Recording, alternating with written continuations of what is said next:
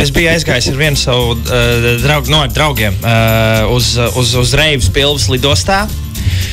Cik tev gadu, Ralf? Kāds reivs? Es zinu, un tam džekam vispār 40 plus. Un vēl tur citas kompānijas bija. Bet es esmu vienkārši jūtos vēl jauneklīgs. Man arī viena draudzene pateica, ka es vēl varu ārdīties, jo tā kā nav sajūta, ka esmu dvēselē baigi novecojis.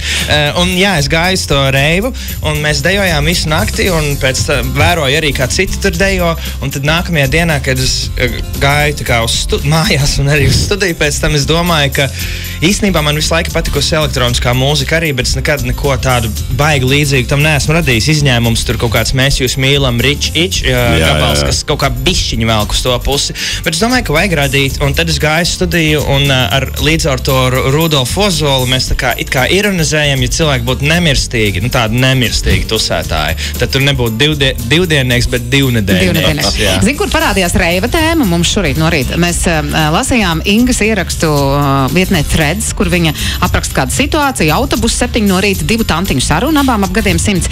Uz kurieni brauc, jautā pirmā? Uz ko otra atbild uz mājām. Un tas, ko Inga raksta, uz mājām viņa brauc 7 no rīta. No kurienes? No Reiva. Šeit izskan tieši šis. Varbūt tās nebija 2 tantiņas, varbūt tas bija Ralfs ar čomu. Tas bija ar čomu, jā.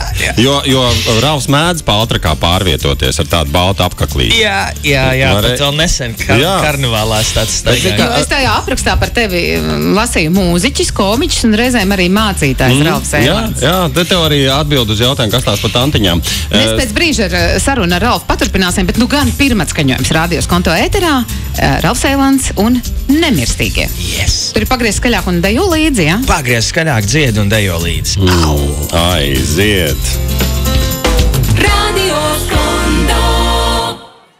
9:43 minūtes, tas bija Ralfs Eilants un Nemirstīgie. Par čaļiem, kuriem iestājusies otrā jaunība. Starp citu, par to vecumu runājot, ļoti labs kritērijs ir. Ja tu ieraugi vārdu cukurs, tev pirmā asociācija nav vis kaut kas salds, bet analīžu rezultāti.